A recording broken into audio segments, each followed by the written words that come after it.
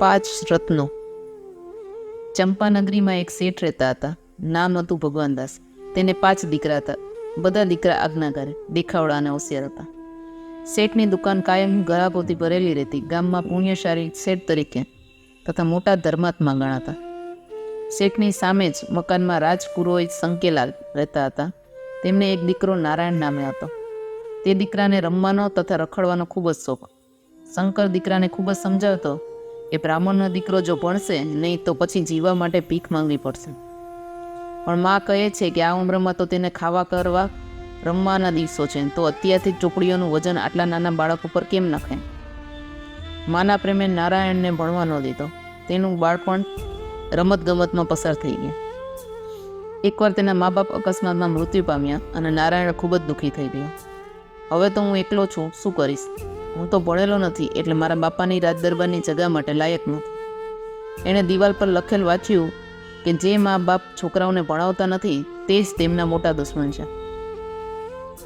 હવે મનમાં કહે છે કે જો મને ભણાવ્યો હોત તો આજે હું કામ વગરનો છું તેમ ન હોત.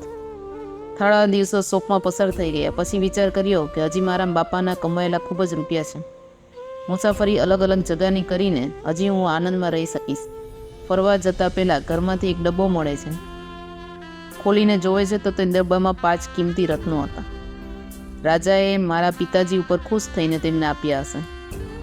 તેણે બોક્સમાં કપડાના તાકાથી વીંટી દીધા અને એક સોના ચાંદીના વેપારી પાસે ગયો અને તેની કિંમત પૂછી. દીકરા, આ તો ખૂબ જ મોંઘા હીરા છે. મારા ખ્યાલથી એક હીરાના તને 1 કરોડ સોના મોહર મળશે. મારે વેચવા નથી, ફક્ત ભાવ જાણવા માટે હું તો આવ્યો હતો. હવે તો તે ઘરે આવ્યો અને દિવસના પણ સ્વપ્ન જોવા લાગ્યો. હવે મારે કમાવાની કોઈ જરૂરત નથી. બહાર ફરીને આવીશ, પછી એક જ હીરો વેચીશ તો પણ મારું નવું ઘર, લગ્ન બધું પતી જશે અને હું ત્યારબાદ સુખેથી જીવીશ કાયમ માટે. ભવિષ્યના સપના જોઈને ખૂબ જ ખુશ થતો હતો. પછી વિચાર આવ્યો કે હું બહારગામ જાઉં અને કોઈ આ ચોરી કરી લેશે તો? એટલે આને કોઈ સેફ જગામાં મૂકવા પડશે. મારા બાપા શેઠના ખૂબ જ વખાણ કરતા અને તે તો આપણી સામે જ રહે છે. પાછો જૈન શ્રાવક છે, એટલે આ હીરાનું બોક્સ તેમને સાચવવા આપીને બહાર ફરવા જાઉં. બીજા દિવસે તે કપડામાં વીંટી બોક્સ લઈ શેઠને ઘરે જાય છે. શેઠજી, મને તો ઓળખો છો ને? અરે તું તો શંકર રાજ પુરોહિતનો દીકરો છે. શેઠજી, હું બહારગામ જાઉં છું, એટલે આપના ઘરે સાચવવા આ બોક્સ થોડા દિવસ માટે મૂકવું છે. શેઠ કહે, બીજાનું કંઈ પણ હોય તે આગ સમાન છે. હું તો તેને અડવામાં પણ પાપ સમજું છું. શેઠજી, તમારે ક્યાં અડવાનું છે? ફક્ત સાચવવાનું છે. હું પાછો આવીશ ત્યારે લઈ જઈશ. એટલી મહેરબાની કરો. શેઠે એક મેળો બતાવ્યો કે ત્યાં મૂકી દે. હું તો હાથ પણ નહીં અડાડું. તેણે મોડામાં બોક્સ આવીને લઈ જઈશ. અને શેઠજીને કહ્યું, તમારો ખૂબ ખૂબ આભાર. હું થોડા સમયમાં જ પાછો આવીને લઈ જઈશ. હવે ચિંતાથી મુક્ત થઈને તે બધે ફરવા લાગ્યા. દીપાવલીના દિવસો અગાઉ શેઠના ઘરમાં સાફ સફાઈનું કાર્ય ચાલુ થયું. તેવામાં ઉપરથી આ બોક્સ નીચે પડે છે. શેઠ ત્યાં જ હતા. તેમણે બોક્સ ખોલ્યું. અંદરના હીરા જોઈને શેઠનું મન લલચાઈ ગયું. હું આમાંથી 2 હીરા વેચું તો અઢળક સંપત્તિ મળશે. નારાયણ શું કરશે? મારી વાત જ બધા સાચી માનશે. 2 હીરા વેચી 200 લાખ સોના મોહર મળી. તેણે 5 માળનું મકાન બનાવ્યું તથા પોતાના માટે ચાંદીનો રથ ખરીદી લીધો. હવે નારાયણ પાછો આવે છે. સીધો શેઠ પાસે જાય છે. શેઠ તો તેને જોઈને ગુસ્સે થઈ જાય છે. કોણ છે તું? આમ રજા વગર મારા બંગલામાં આવવાની હિંમત કરે છે? નારાયણ કહે છે, શેઠજી, તમે મને ભૂલી ગયા લાગો છો. હું રાજપુરોહિત શંકરનો દીકરો નારાયણ છું.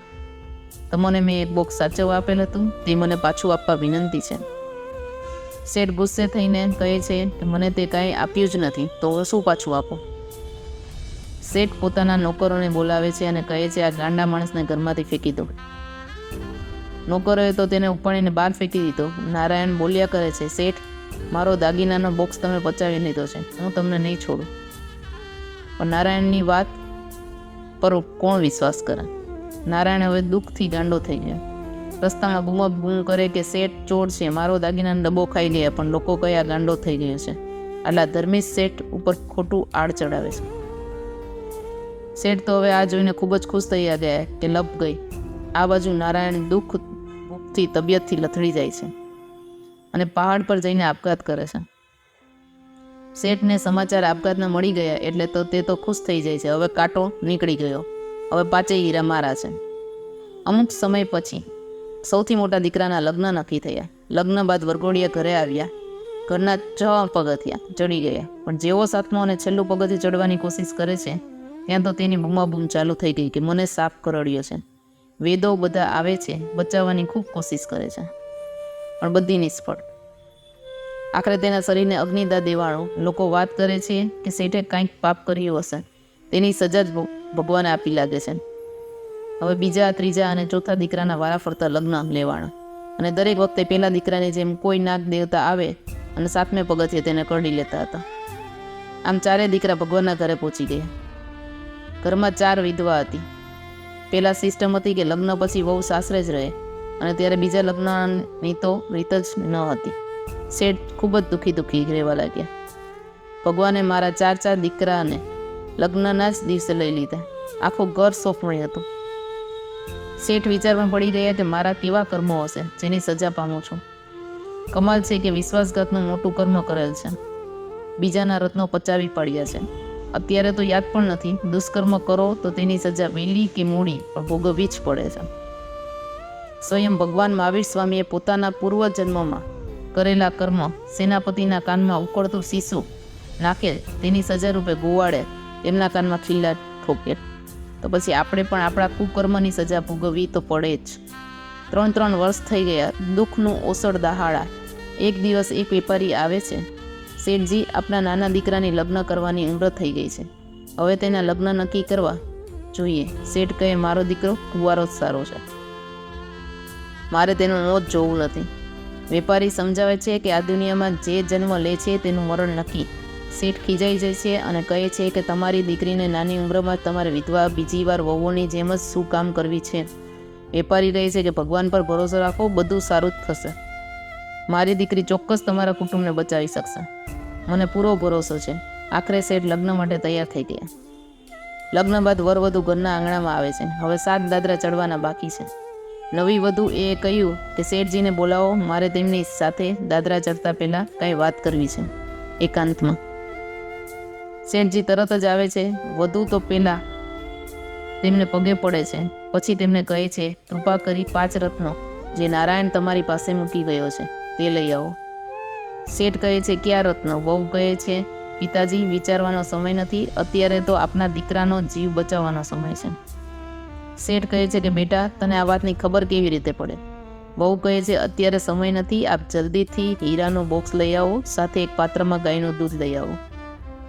શેઠ વહુ કહે તેમ કરે છે. વરવધુ 6 દાદરા ચડીને અટકી જાય છે. બધાના જીવ ઊંચા છે કે હમણાં નાગ આવશે અને જીવ જશે. વહુએ 7મા દાદરા પર દૂધ મૂકી દીધું અને દાગીનાનો ડબ્બો ખુલ્લો કર્યો અને મૂક્યો. પછી પ્રાર્થના કરી કે હે નાગ દેવતા, મારા સસરાજીને માફ કરો, તેમણે તમારો વિશ્વાસઘાત કરેલ છે. મહેરબાની કરી આ 3 હીરા છે તે સ્વીકારી લો. ક્રોધની આગથી સમાના આંસુ બળવાન છે. સમા એ જ શાંતિ અને પ્રેમનો મંત્ર છે. સ્નેહ અને મૈત્રીની આધારશિલા છે. જીવનની લાંબી યાત્રામાં સમા એ જ નંદનવન છે. અને ત્યારે જ એક મોટો નાગ ત્યાં બધાને દેખાય છે. વહુ તરત જ હાથ જોડીને તેને વંદન કરે છે અને કહે છે કે હે નાગ દેવતા, આપની પાસે મારા સૌભાગ્યની ભીખ માંગુ છું. આપ કૃપા કરી મારા પતિદેવને જીવત દાન આપો. નાગ દેવતા પાત્રમાંથી દૂધ પીવે છે અને એક જ હીરો લઈને ચાલ્યા જાય છે. લોકો બધા ખુશ થઈને ફૂલોથી વહુને વધાવી લે છે. શેઠ વધુને પૂછે છે કે તને કેમ ખબર પડે? આ વાત તો કોઈ પણ જાણતું નથી. વધુ કહે છે કે પિતાજી, તમોને સાચવવા આપેલ 5 હીરા તમે પચાવી લીધા અને નારાયણ મરીને નાગ દેવતા બને છે, અને આપથી બદલો વાળવા તેણે આપના 4 દીકરાના લગ્ન બાદ જીવ હણી લીધો. પણ આજે મેં તેની માફી માંગી અને તેના હીરા પાછા આપવા તમોને સમજાવ્યા. પણ શેઠ કહે છે કે તેણે એક જ હીરો કેમ લીધો? વહુ કહે છે કે 4 હીરાની બદલે તેણે આપના 4 દીકરાના જીવ લઈ લીધા, એટલે એક જ હીરો લઈને ચાલી ગયો. હિસાબ બરાબર થઈ ગયો. શેઠ પૂછે છે કે તને આ ખબર કેવી રીતે પડે? વહુ કહે છે કે એક સાધુ મહારાજ આવે અને મને કીધું, બધું કહીને આપના નાના દીકરા સાથે લગ્ન કરવાનું કહી ગયા હતા. કોઈનો વિશ્વાસઘાત કરો તો તેની સજા ભોગવવી જ પડે છે, માટે કદી કોઈનો વિશ્વાસ તોડશો નહીં.